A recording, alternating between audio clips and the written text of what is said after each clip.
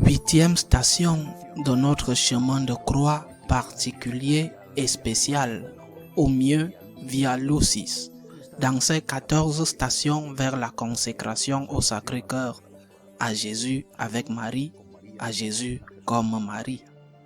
Huitième station dans laquelle nous allons méditer une étape de plus sur la façon d'imiter la Vierge. Mais j'insiste, et c'est parce que cela me préoccupe beaucoup. Se consacrer n'est pas une simple question de dire une phrase. Ce n'est pas une prière. Ce n'est pas non plus un sentiment. Beaucoup de gens disent qu'ils sont consacrés, même ceux qui sont officiellement consacrés. Mais je connais beaucoup de gens qui disent « Je me suis consacré au cœur de Jésus, je me suis consacré au cœur de Marie, je me suis consacré... » C'est peut-être vrai, mais si cette consécration n'implique pas ta vie, n'implique pas une consécration de ta vie entièrement à cette personne, Jésus, Marie, à laquelle tu t'es consacré, ce n'est rien de plus qu'une bonne intention. C'est pourquoi ce chemin est nécessaire. Il est nécessaire d'imiter ceux à qui nous allons nous consacrer. Sinon, ce ne sera, je le répète, qu'une intention pieuse qui ne sert peut-être à avoir la conscience tranquille et à te vanter « je me suis consacré », mais qui en réalité est vide de contenu. Nous avons médité dans la station précédente sur deux aspects de l'imitation de la Vierge. Marie, modèle d'unité. Et qu'en essayant de vivre cette unité, nous pouvons l'imiter dans sa maternité spirituelle. L'unité, toujours difficile, mais toujours si précieuse. Précieuse parce qu'elle nous permet d'être avec le Seigneur. Là où deux ou plusieurs sont unis en mon nom, je suis présent au milieu d'eux.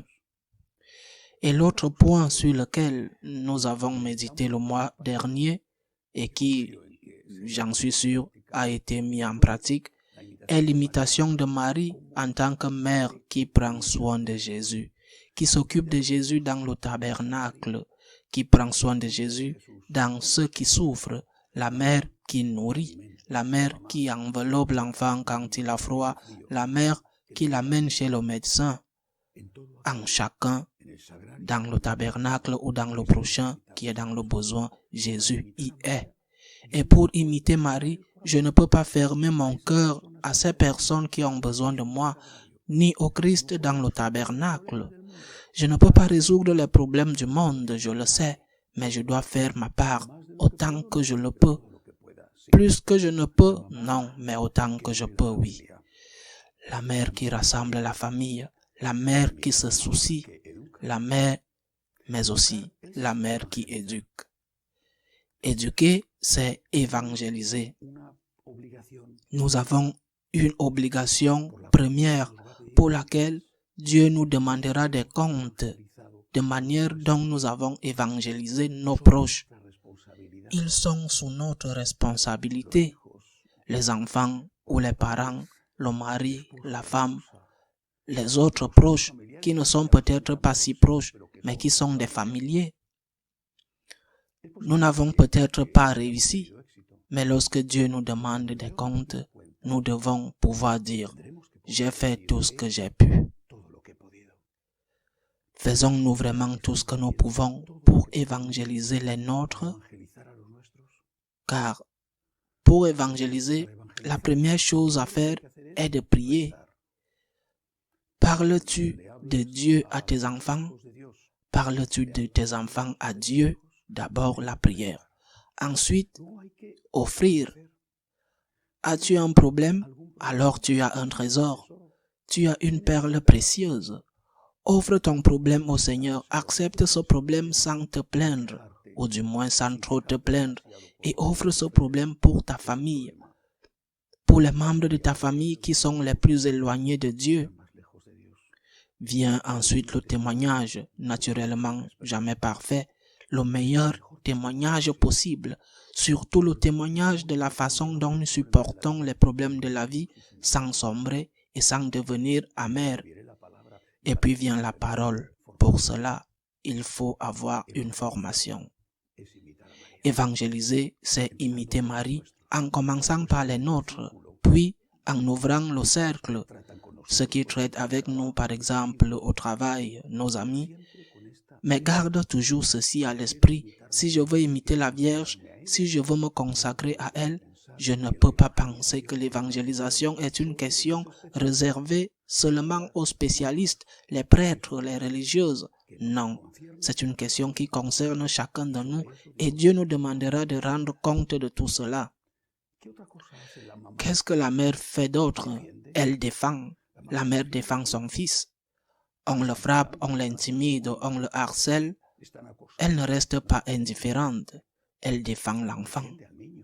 La Vierge Marie et Saint Joseph ont défendu Jésus quand Hérode voulait le tuer et ils l'ont amené en Égypte.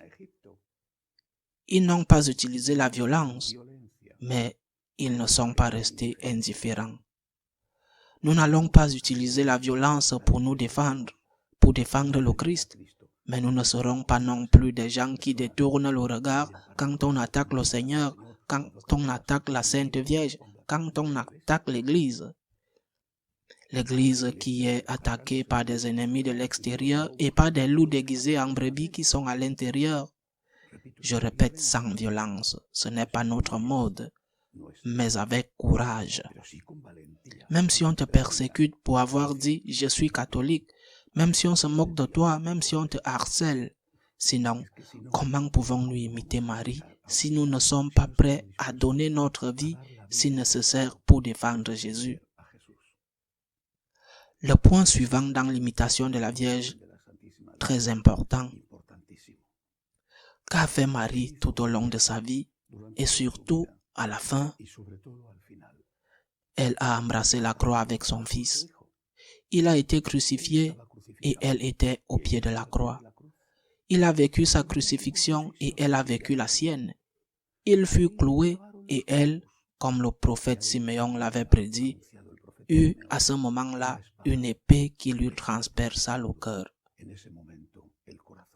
Son corps n'a pas été giflé, mais son âme était charcutée. Embrasser la croix, c'est imiter Marie. Cela ne signifie pas que nous devons tout supporter, car il y a des choses qui ne doivent pas être supportées. Une femme dont le mari frappe, par exemple, elle n'a pas à le supporter. Mais dans la vie, et pas seulement dans les relations conjugales, dans la vie, nous devons supporter beaucoup de choses. Nous n'avons pas le choix. Il n'y a pas de choix parce que sinon, tu seras en train de changer de travail chaque semaine, si tu trouves un nouveau travail, bien sûr. Dans la vie, il faut supporter et cela peut être une malédiction ou une opportunité, une occasion de s'améliorer, une occasion de témoigner, une occasion d'évangéliser et surtout une opportunité de s'unir au Christ sur la croix. Chaque fois que nous disons à Jésus, pour toi Seigneur, je l'accepte pour toi, nous sommes en train de l'embrasser sur la croix. Nous imitons Marie qui ne s'est pas enfuie, qui n'a pas dit « Je ne veux pas voir le spectacle de mon fils moqué et crucifié ». Mais elle a embrassé sa croix pour lui être utile à ce moment où il en avait besoin.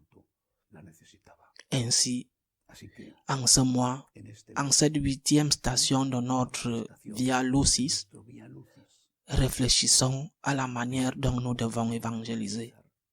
Pensons que nous devons sortir pacifiquement pour défendre Jésus, pour défendre l'Eucharistie, pour défendre l'Église, chaque fois que le Seigneur, Marie, l'Église, les saints sont attaqués.